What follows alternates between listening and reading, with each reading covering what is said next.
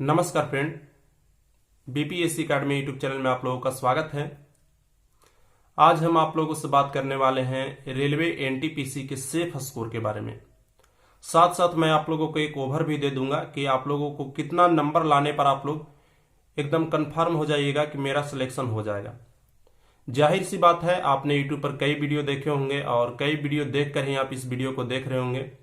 तो मैं आप लोगों से बस इतना ही कहूंगा कि आप कुछ मिनट इस पर भी समय दीजिए और मेरी बातों को आप सुनिए, क्योंकि मैंने कई रेलवे की एग्जाम दिया है और अभी मैं फिलहाल रेलवे एम्प्लॉय भी हूं। तो मैं अपने अनुभव के आधार पर ही आप लोगों से बात करूंगा और इसमें जो मैं फैक्ट इंक्लूड करने वाला हूं, कौन कौन से मैं चीजों इनमें इंक्लूड करने वाला हूं, वो मैं आप लोगों को बता देता हूं।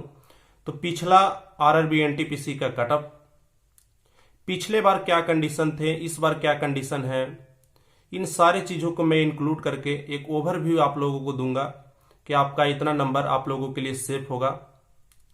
तो चलिए हम वीडियो की शुरुआत करते हैं।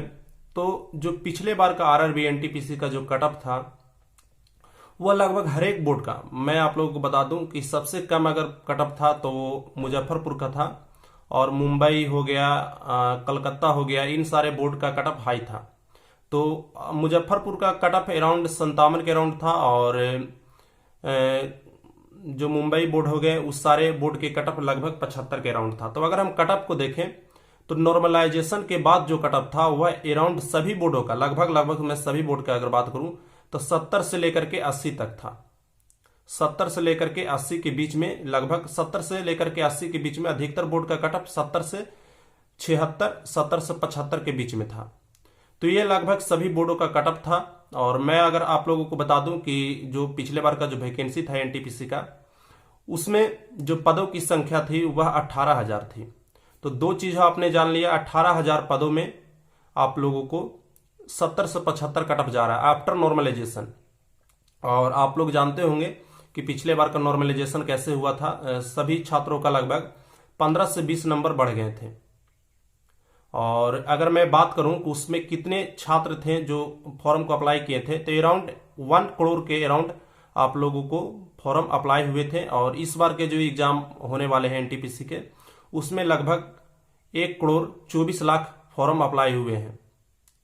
तो कहीं ना कहीं फॉर्म जो अप्लाई होने का दर है वह बढ़ गया और यहां पर फॉर्म अप्लाई होने का दर बढ़ गया, लेकिन यहां पर जो वैकेंसी है वह 18,000 से सीधे दुगना हो जाती है और यह दुगना होकर हो जाती है 35,000। यानी कि यहां पर जो वैकेंसी थी वह सीधे डबल हो जा रही है।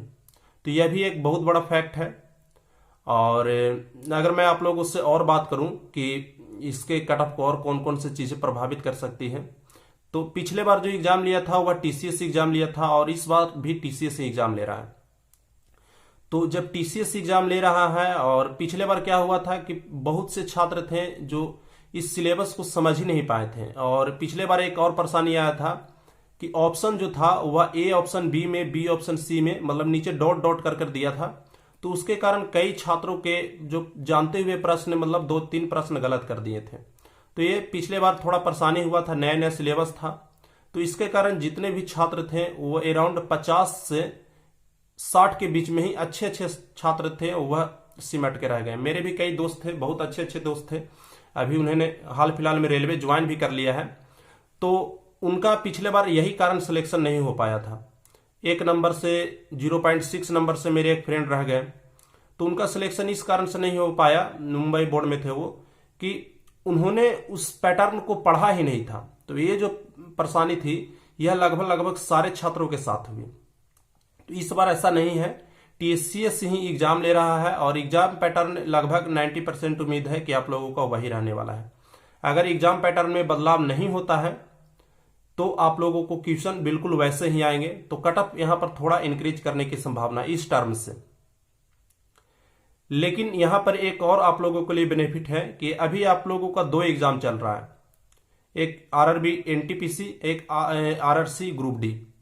तो यहां पर आप लोग अगर वैकेंसी देखें तो वैकेंसी उस टर्म में काफी इंक्रीज कर जाती है।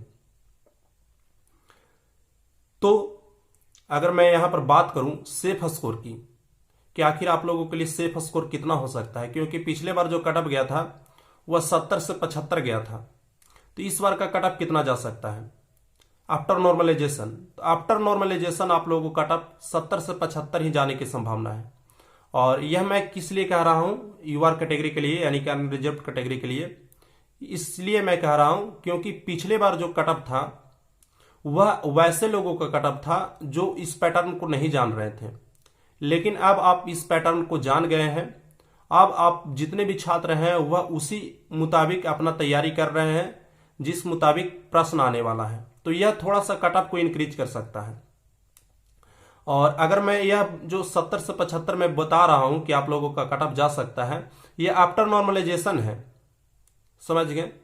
और आफ्टर नॉर्मलाइजेशन आपका 70 मैक्सिमम 70 से प्लस नहीं करेगा, लेकिन नॉर्मलाइजेशन से पहले अगर आपका 60 मार्क्स आ रहा है अभी के सेट में तो आप सेफ स्कोर में हैं और आपको 60 नंबर को आधार मानकर आपको तैयारी करना चाहिए। पिछले बार यह भी देखा गया था कि जो मार्क्स थे वह बहुत ज्यादा बढ़े थे, 20 नंबर 25 नंबर बढ़े थे, लेकिन आपको पता होगा कि इस बार का जो नॉर्मलाइजेशन का जो फॉर्मूला था उसको चेंज कर दिया गया है और नॉर्मलाइजेशन के फॉर्मूला में अब इस प्रकार से उसको व्यवस्थित किया गया है। हालांकि नॉर्मलाइजेशन तो काफी पेचीदा होता है, लेकिन अब आपके जो नंबर हैं वह 5 से 10 नंबर के बीच में ही बढ़ेंगे। ऐसा नहीं होगा कि किसी का 30 नंबर बढ़ जाएगा, किसी का 40 नंबर बढ़ जाएगा, किसी का 40 नंबर बढ़ जाएगा, किसी का 30 नंबर बढ़ जाएगा, किसी का 5 नंबर ही नहीं बढ़ेगा। ऐसा नहीं होगा। अब लगभग 5 से 10 नंबर किसी के बढ़ेंगे, ज्यादा डिफरेंस नहीं होगा आपके रो मार्क्स और नॉर्मलाइजेशन मार्क्स में। तो यह कटअप को थोड़ा कम करेगा आपका। अगर रो मार्क्स, अगर सेफ की बात करूं, सेफ रो मार्क्स की, तो वो आपके 60 नंबर सेफ रो मार्क्स हो जाते हैं यूआर कैटेगरी के लिए। उसी प्रकार से आप अपना ईडब्ल्यूएस निकाल सकते हैं, ओबीसी कैटेगरी का निकाल सकते हैं। तो यह हो गया आपका सेफ मार्क्स। और अगर आप चाहते हैं कि मैं आप लोगों को एनटीपीसी की तैयारी कैसे करना है इसके लिए मैं वीडियो बनाऊं, तो इसके लिए मैंने ऑलरेडी वीडियो बना रखा है और आप के रिगार्डिंग मैंने यह भी वीडियो बना रखा है कि आपका बेस्ट टेस्ट सीरीज कौन होगा, तो आप उसको भी जा करके देख सकते हैं। लिंक मैं डिस्क्रिप्शन में दे दूंगा और आप उसको जाकर देखिए और अपने तैयारी को इम्प्रूव कीजिए। तब तक के लिए बाय फ्रेंड, टेक केयर, धन्यवाद।